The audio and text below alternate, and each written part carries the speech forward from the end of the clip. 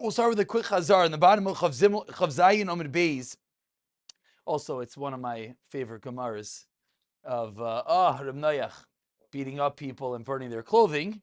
So we'll start from there, and then we'll go weiter. So the bottom of Chav Zayin Amud Beis. Tanan Hasam. Hopefully this should sound familiar. We did this yesterday, but it was a little bit fast. So let's get it going again. Tanan Hasam. Ish Har Habayis. Hayamachzir al kol mishmar u'mishmar. He would go around to each and every mishmar, v'avukos, adolkos, lefanov, avukos, torches. And there were torches, adolkos, burning, lit in front of him. Chol mishmar she'eno yoimid. And if there was a mishmar that as they saw him approaching did not stand up and say, va'omer loi, ish har habayis shaloi molecha. Nicker was pretty clear as he's approaching, shu yashin, that he is sleeping. What would they do? Chayv toy b'maklai. Hit him with a stick. Rishos haisalai. And they had permission. Lisraif ask Susai. Erev Tov Rabbi Yehuda. They had permission to burn his clothing. Erev Tov Rabbi Eli. V'hei ma'imrim. Shikol chazar in the top of Chol Chesav and Aleph. And they would say, Ma kol ba'azara. What's going on? Kol ben Levi loike. There's a Ben Levi that's getting beat up, ubegadav nisrafim, and his clothing is being burnt off. I don't know, burnt off. That was a little extreme. His clothing is being lit on fire. Sheyashem layal mishmar. He fell asleep. And Relaz Yaakov Aimer, guess what? Pop. They just held the rope and they did it nicely. Yeah. Shtickle violent, no? Yeah. No, it's like, well, on this Yom Kippur, you think there, yeah. Watching there, little kids. This sounded like in the middle of the night. You start hearing screaming. It sounds like, It's not in front of the hall. I hear. Okay. The brother, my mother. Yashin. The Sarfai asks Susai, and they burnt his clothing. That is what we're up to. And now we go weiter. Amar Rebbe Chia Barabba. Chav Chazam and Aleph.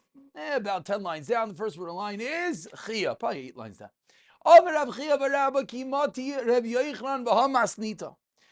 Yochanan would reach this Mishnah, Amar, you know what he would say? Hachi as follows. Ashreihem l'rishayim. Praiseworthy is the earlier generations. Shafilu al oines sheina. It was an oines. The guy didn't mean to go to sleep. Okay, it's true. As we spoke last night, he probably should have been a little more vigilant. You know, you have an all-night shift coming up. You take a nap beforehand. But it was an oines. Oisa din. What would they do? You know, you take matters into your own hands. Shaloy aloy nesheina. If it wasn't an oines, alachas kama vekama. How much more so would they be on top of it? So that is the end of the burning of the clothing. Now we segue into a little bit of musar. Once we talk about, keeping people up, making sure they listen, a little bit of a nice segue. Tanya, we learned in a brisa, Rabbi Omer, and if this sounds familiar, because it's a Mishnah on our voice, Ezoi hi derech yeshara. What is the proper path? Sheyavor lo ha'adam, that a person should choose. Yav es ha'teichachais. He should love teichacha. You should embrace criticism. Shekol zman sheteichachas ba'ilam. As long as there's criticism in this world, nachas ruach ba'ilam. There's nachas Hashem gets from us. Taiva, there's goodness, ubracha, and blessing ba'an ba'ilam. V'ra mistalekes min ha'ilam, and evil is removed from the world. Shene'amar, as the pasuk says, v'lam oichichim yinam va'aleim tavai birkas toiv. To moichichim is that which gets the brachos. So it's a good thing. I use the word criticism because when we use the word rebuke, it sounds more, violent. Rebuke, yelling and screaming. But the truth is, teichacha really is criticism is a form of teichacha. And teichacha just means one is willing to learn. If you're willing to learn, that means you're willing to make a mistake. That means you're willing to be wrong. Now, obviously, no one likes to admit that they're wrong. But when one is willing to do that, That is what brings taiva to the world, etc. V'yesha imrim yachazik be'emuna yisera. You should grab hold of extra emuna. Shenemar, as the pasuk says, Einai b'ne'emnei eretz l'sheves imadi. That my eyes. What's the context of this pasuk? I don't remember. Let's see. I think I might have wrote it over here. One momento before we go weiter. Finishing up the Einai b'ne'emnei eretz l'sheves imadi. No, I did not write the context of the pasuk. It just Hashem's eyes are on the ne'emnei, those who have emunah. So from here we see that emunah yisera, article translated as extreme integrity. Integrity. Okay, it's a nice translation. Brings one all good things. Okay, Chain. I don't. Maybe they don't even have a context. I don't know. They don't have anything, right? Yeah. If I didn't, I think it's funny. I remember looking it up, so I thought I found something. I guess I didn't. Okay. But Lamaisa, what do we see? What? Yeah. What do we see? Nachamol. Yachzik b'emuna yisera. One should have extra emuna. As the pasuk says, Hashem's eyes are those that have emuna. On one more line, Amar Rav Shmuel bar Nachmani, Amar Rav Yoinasan, Kol HaMoichias as Chaveiroi, very important. L'shem Shamayim. Unfortunately, when we're Moichiach as Chaveiroi, we don't do it L'shem Shamayim. We do it because there's nothing better than there's nothing more yishmak, of course, than telling someone they made a mistake. But Lamaisa, when you do L'shem Shamayim, what do you get? And l'chayr, the reason you get such an incredible reward is as it's not so simple. One is zeicha to ascend all the way up to HaKadosh Baruch Hu. Shenemar, Moichiach Adam Acharai. As the pasuk says, he who rebukes a person, Acharai, will be after me. He'll be within the mechitza, you'll be in with a chelek of HaKadosh Baruch Hu. And not only that, in case that wasn't enough, he'll have a chut of chesed upon him. Shenemar chen yimatzei. He will find chen, he will find charm. Mimachlik lashain, more than the flattering tongue. And l'chayro, what's going on over here is one is in olam haba and one is in olam hazeh. When it says you're in the chelek of HaKadosh Baruch Hu, what does that mean? It doesn't mean on this world. That means in the next world. So the Gemara is continuing. What's a chut of chesed? A chut of chesed, it says about Esther Hamalka that she had chen. What does it mean she had chen? These are like, words you use in shluchim. Yeah, she's full of chen. What does that mean? Lamaisa, what does that mean? Someone who has chen, what it means is there's someone who has grace, as our school translates it, is someone who's beloved by people, someone who shines, someone who's nice. So someone who gives, it's interesting because you would think the person who gave techacha would be the opposite, right? You would think that guy who gives lechacha is the hated guy. Says the Gemara, no, if you do l'shem shamayim, you'll be beloved by everyone. And I'll tell you one person who I can think of, I don't know anyone who knows Yeshiva Frakwe, but Ray Brafman, Alav Shalom, he's a person who he yelled and screamed at every single kid. Lamaisa, somehow they all loved him. You knew Ray Brafman. At the end of the day, everyone left Yeshiva, they loved him. Because the real reason is because they knew it was l'shem shamayim. Sometimes when we yell and scream,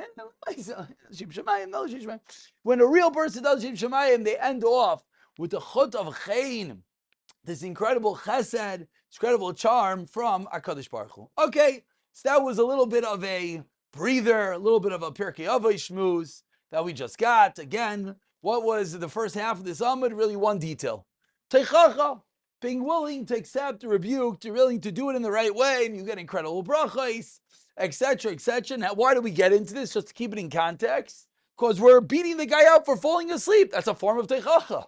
You fell asleep, you whack him. That's a teichacha. Similarly, the Gemara says other forms of teichacha. Okay, and we continue. 2 dots, about 10 lines from the wide lines. Matzai no'ol. If you found the door closed, you know someone's inside the bathroom. The Mishnah continued. What does he do if he wants to be involved in the Trumas HaMizbeach? Gets up early and goes to the mikvah. Let's remind yourselves, what did the Mishnah continue and say? The Memaino would come. When would he come? Either before or after the rooster crows. Beautiful. What would he do when he came? Whoever went to the mikvah, what should he do? come and be involved in the lottery. So we read the Mishnah, we spoke out the kasha. First, it sounds like whoever wants to go and do it, just go to the mikvah and you get it. Then the Mishnah says, no, you go to the mikvah and you have to be involved in the lottery. So says the Gemara, that kasha, ha gufa kasha, this itself is a stira.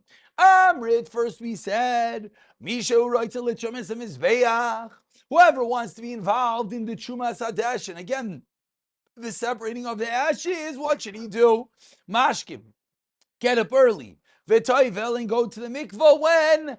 Ad shaloi yavoy hamimayna, before the mimayna comes. Alma. So what does that indicate? Lav b'vayis al yamilsa, has nothing to do with the lottery.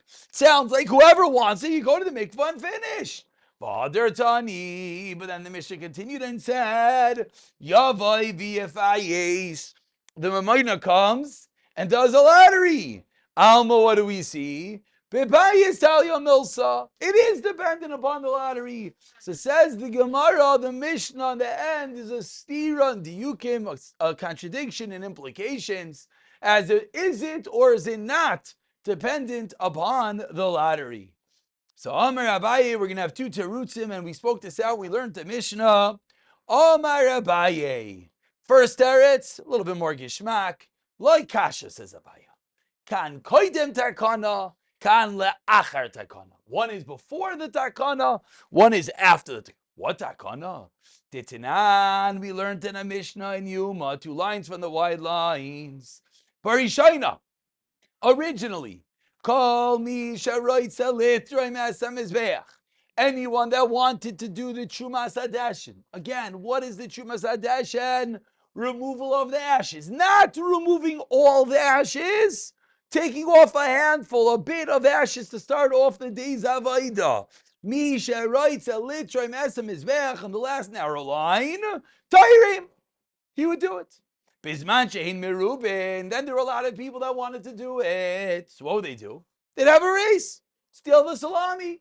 Writes it. They'd run va'ilin bekeves, and they run up the ramp to the mizbeach. Kol ha'koidem es chaveiroi betoich arba amos zacha. Whoever came first within the Dalit Amos of the top of the Mizbeach, he would win. What happened if you had a tie? Hayishnayim shavin. If 2 people were equal, then hamamayna imer lehem.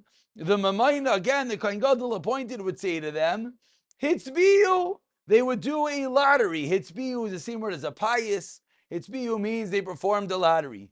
Umahein moitziim. How do they perform this lottery? What would they take out?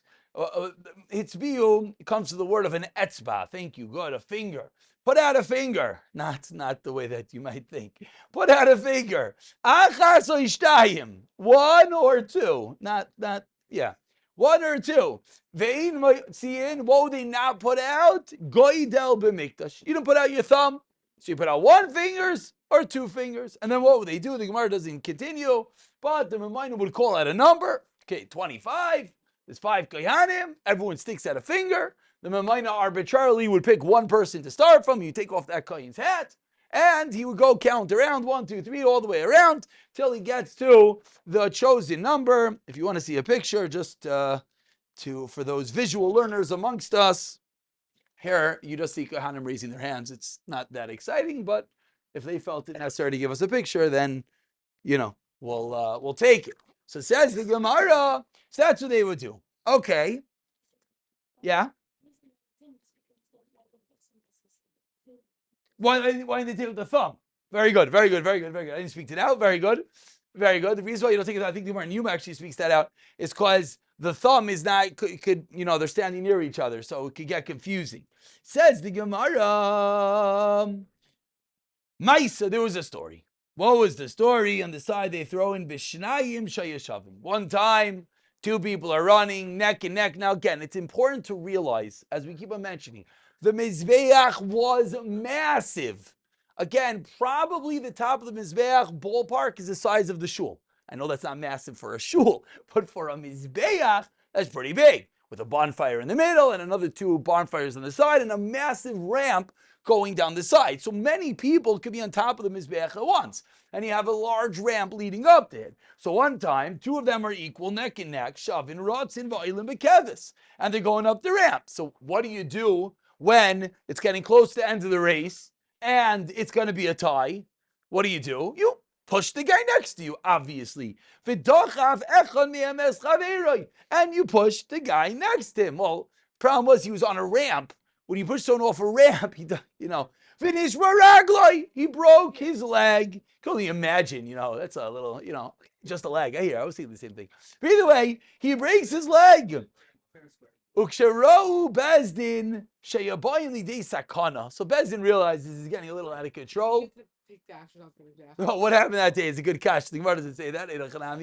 But when Bezdin realizes that things are getting out of control, Hitkinu, they made a takana. Shelo Yehu Tarmin as a Mizbeach Elo Bepayis.